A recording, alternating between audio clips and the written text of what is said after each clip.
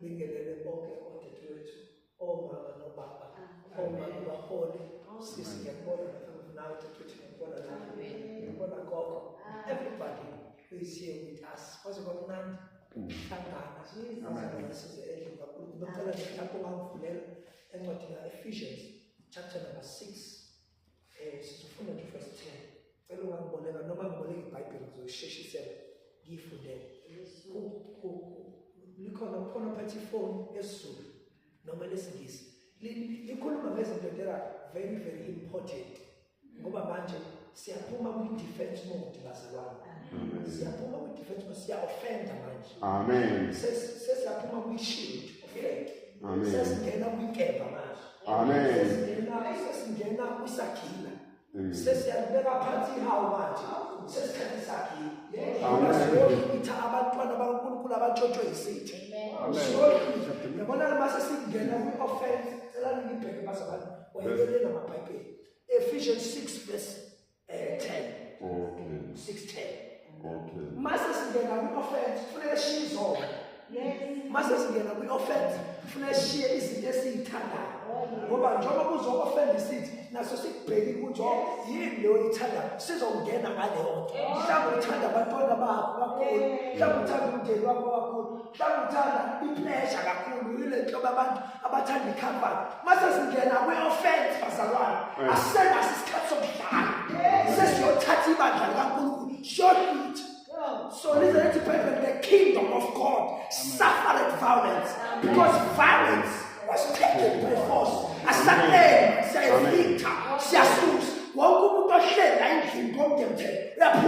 Amen. So we are no longer in a defense. Now to understand is good, please protect my car, protect my family. Who protected, send it share and send down good. Amen. In fact, you're like the God who could Amen. Ephesians 6, verse 10. Yeah. Finally, be strong in the Lord and in His mighty power.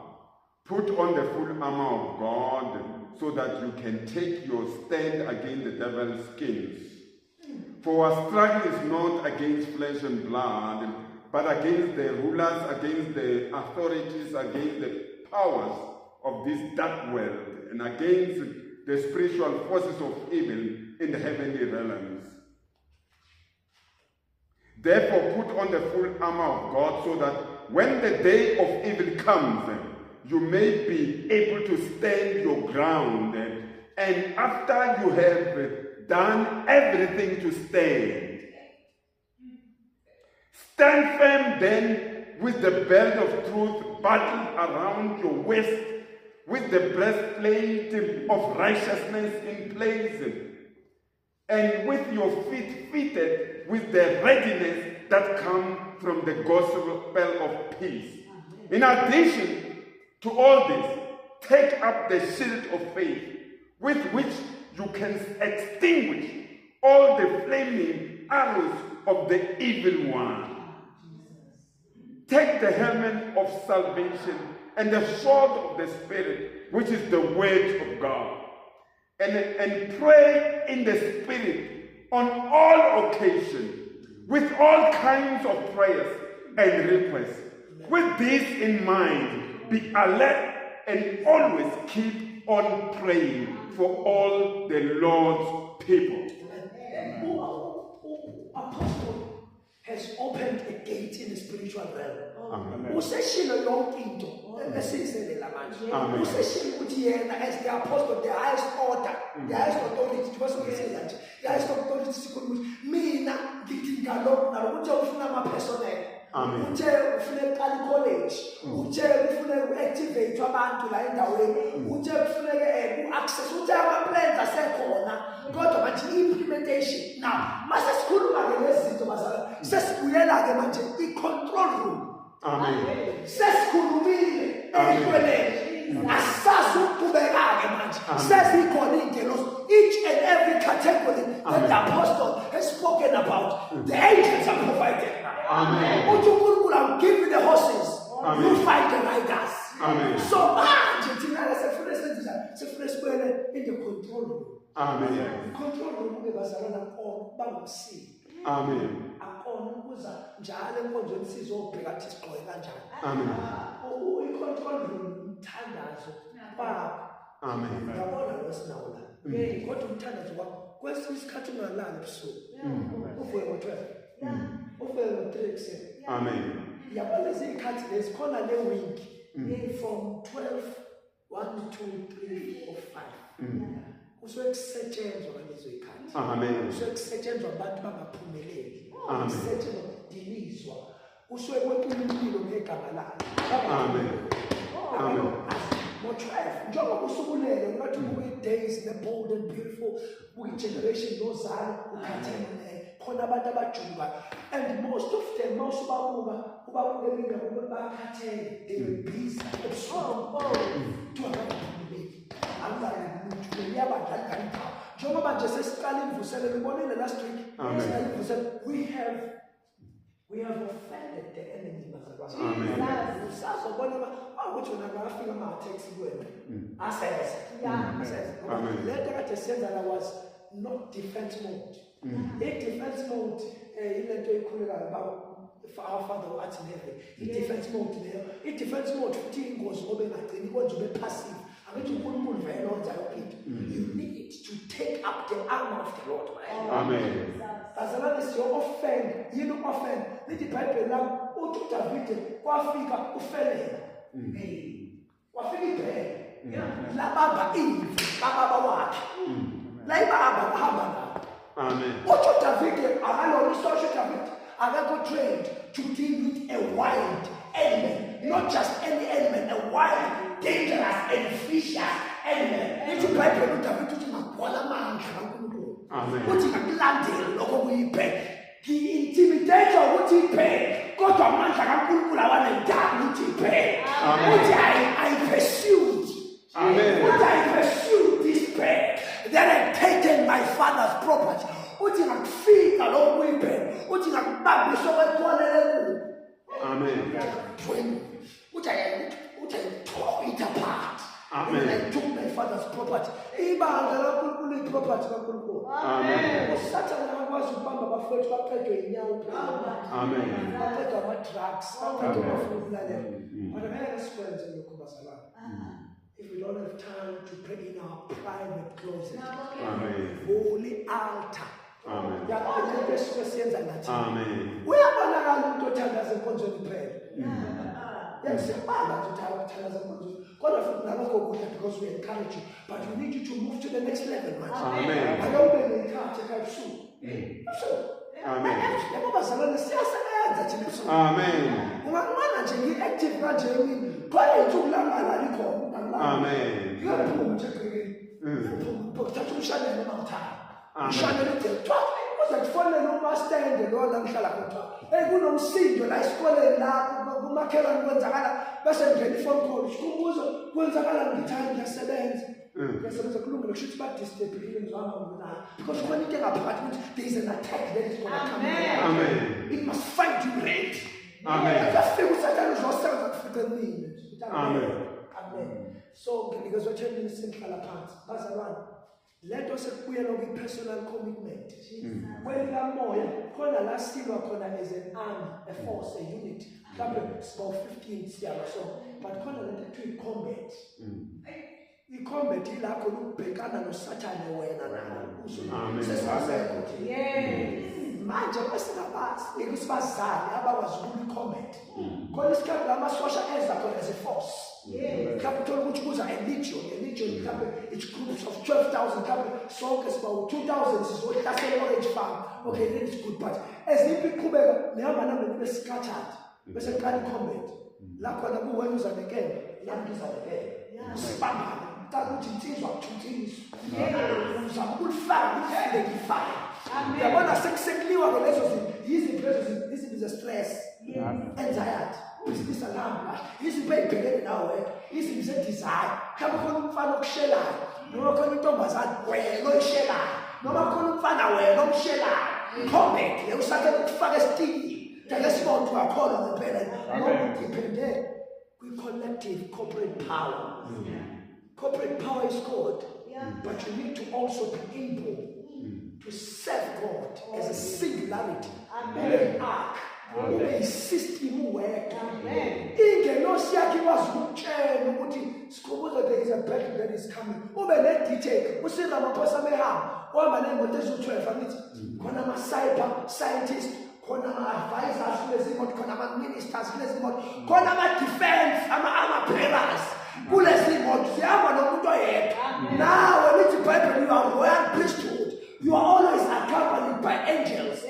Uba uyisona uyayithuntumeza le-angels. Ayikwazi ucommunicate na. There is one she-forms enkonzweni. She-Bible ayikubizanga ngani ingelosi. Ukuthi ayibonani iBhayibheli lisala ubonakala ukuthi emotweni zokathi iBhayibheli. Ingelosi ayikuvusi ngani usuku makhona umthakathi egcekeni. Ingelosi zayo washo umuntu wathi ingelosi zalezi ngane ziyahamba ziyezulwini. Ayihlukumeza ingane. Ingane eyihlukumeza ngoba siney'ngelosi. Nawe uma umntwana kaNkulunkulu kuney'ngelosi, but sifokasile ey'ngelosini. Sifokase egazini likaJesu.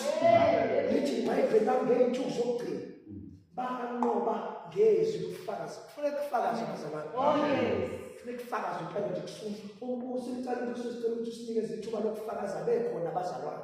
Usuku uthi ngeni ilanga ekhaya kwakho ngena umoya engangawazi angakwazi ukuchaza. Uthi makugcwala amandla kamoya into ngathanda ingane yami siyasebenza. Uthi ingane yami sipromote emsebenzini. Uthi ingane yami nansi uyikhomba ingane uthi kade ngafuna ukukholwa losuku masimusisi asuku musisi.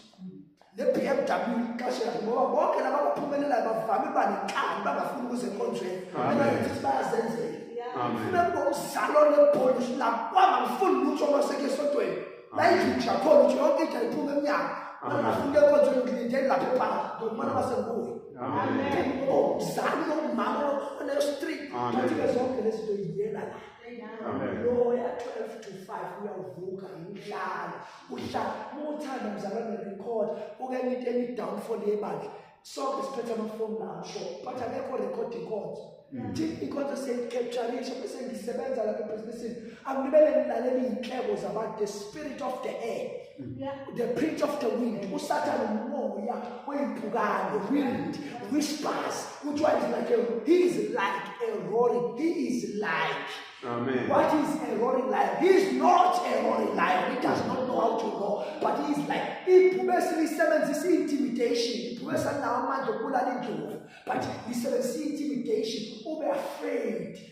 Awukakamboni umuntu ozayo. Mhlawumbe nje uyivulela ispeaker esinephubesi elibabazo libanga umsindo.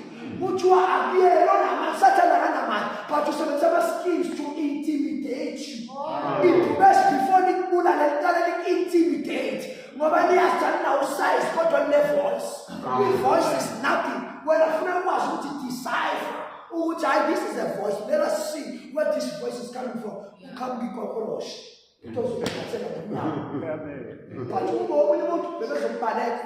Bathi siyeza ukusinda kanti kuze amadoda anokhomba.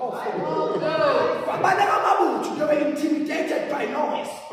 Bathi siyeza uyingola namahashe. Kwabaleka impi. Legions. Kwabaleka amadodeni. Athi sizwe nje. They didn't see any manifestation in the physical. They were just intimidated by noise. But they was about to say, "When don't you have to make a people?" Which is also similar to the matter of which one is just back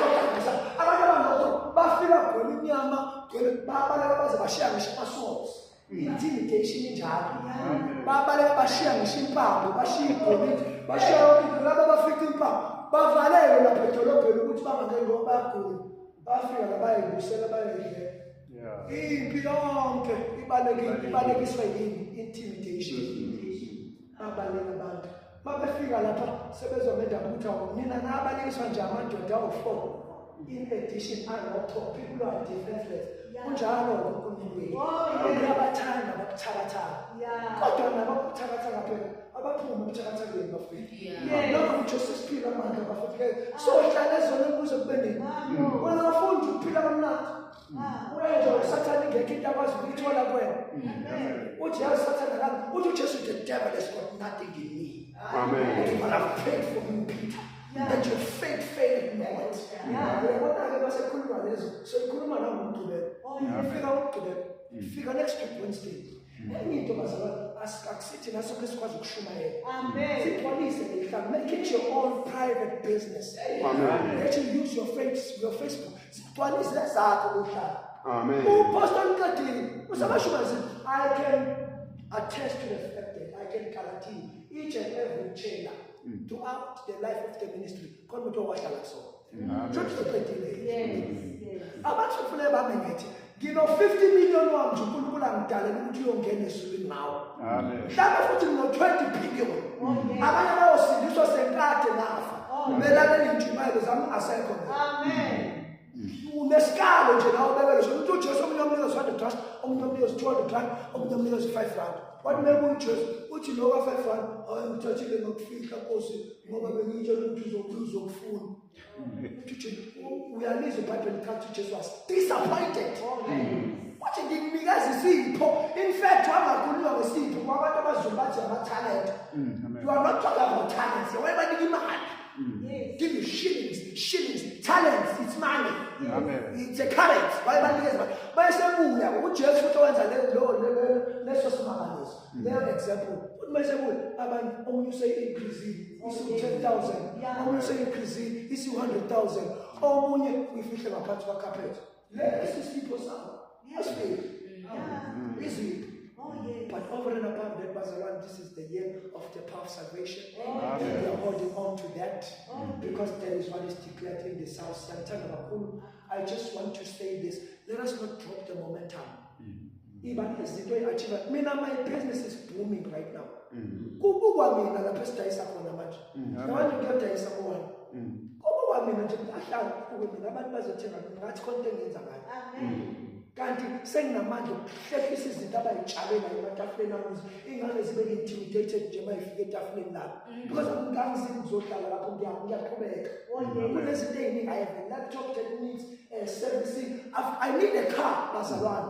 But uNkulunkulu ufika aplante iwisdom la kumina so that I can get a car. Amen. So that I can get a house and start running my own family. Where I'm a man, I need to have a family. I need to have a wife. Funeka unkosikazi wami uhleli lapha ngenxa yesono. Isono siyakubambezela. So this is why we need you to pray. uNkulunkulu does not need 20 million to change Orange Farm. Just one consistent individual. Umuntu oyedwa nje uAbraham wathi if ukhona yedwa uNkulunkulu uzolisindisa iBhabhili iSodoma neGomora uzolisindisa ngomuntu oyedwa ngeke libulawe. Kanti wayekhuluma uLot. uAbraham wenxusela uLot. Ngomuntu uNkulunkulu abadinga ama-thousands ukuthi ashintshe indawo. Njenga nje abantu nje about nje abazoba committed.